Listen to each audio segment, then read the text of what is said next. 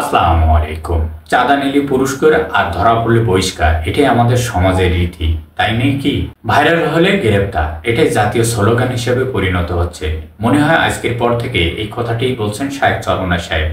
কথাটির মধ্যে অনেক কিছু নিহত আছে এবং অন্তর্নিহিত অনেক শব্দ আছে, অনেক কথা আছে যেগুলো এখন বাংলাদেশে এই মুহূর্তে ভাইরাল। আপনারা জানেন নিশ্চয়, একটা সময় একটি কথার কারণে শেখ হাসিনার পতন হয়েছিল, সেটি ছিল ফারজান। আর সেই উক্তিটি এটা কি তাহলে সেই রাজাকারদের জন্য দেওয়া হবে?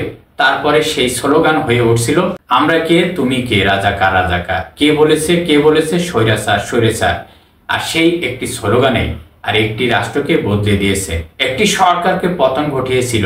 সেই সরকার ছিল অত্যন্ত শক্তিশালী।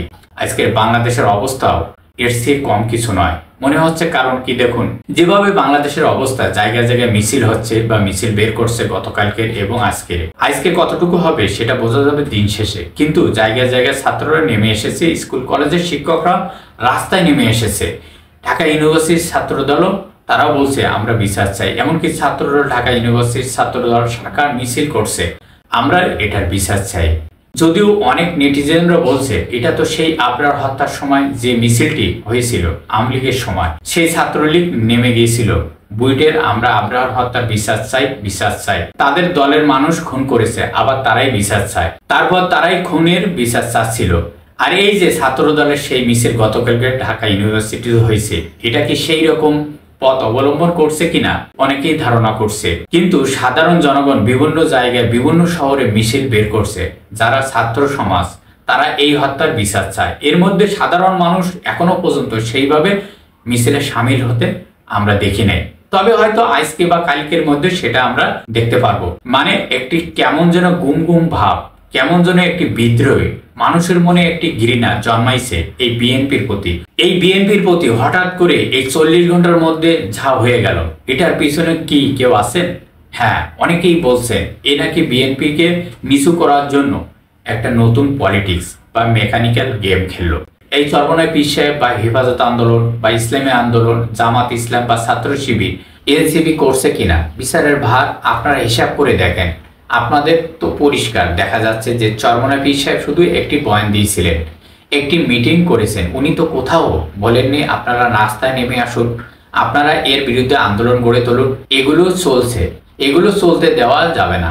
এদিকে এনসিপি দৌড়াচ্ছে সেই খুলনায়। গতকালকে দেখলাম ওইখান থেকে সারজিৎ একটি স্ট্যাটাস ছেড়ে দিছে, দেওয়াটাই স্বাভাবিক।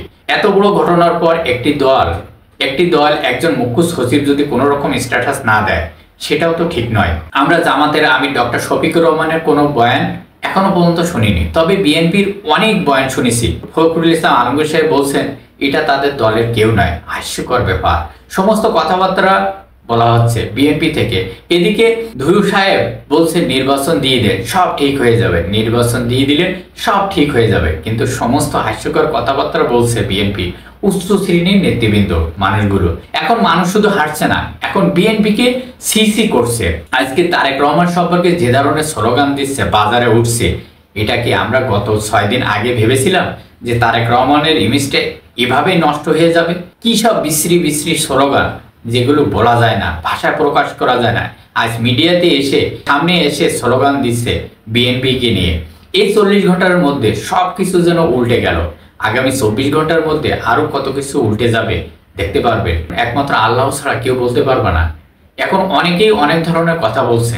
ছেলেটি অ্যারেস্ট হয়েছে, সে নাকি ইশাক সাহেবের সেই আন্দোলন হয়েছিল আপনারা সেই ঢাকা দক্ষিণ সিটি কর্পোরেশনে, সেখানে তার একটি বিরাট ভূমিকা ছিল। তার মানে অনেকেই ইশাক সম্পর্কে জঘন্য মন্তব্য করছে। আপনারা এই ভার্চুয়াল মিডিয়াতে লিখছেন, কমেন্ট করছেন, সেখানে গিয়ে দেখুন ইশাক সাহেবকে কিভাবে ধুয়ে ফেলছে এবং তারেক রহমানকে কিভাবে ধুয়ে দিচ্ছে। মনে হচ্ছে বিএনপিকে আসমান থেকে জমিয়ে নামিয়ে দিয়েছে, এমতো অবস্থা হয়ে গেছে এখন। এর পিছনে যদি কোনো ষড়যন্ত্র থাকে সেটা সামলাতে হবে বিএনপিকে। কারণ কি, একটি জিনিস মার্ক করে দেখেন, একটি খুন হয়েছে, এখানে সরকারের ব্যর্থতা আছে, কিন্তু সরকারের বিরুদ্ধে কোনো মিছিল হয় নাই। এ বিষয়ে আপনাদের মন্তব্য কি অবশ্যই কমেন্ট করে জানাবেন। আল্লাহ হাফেজ।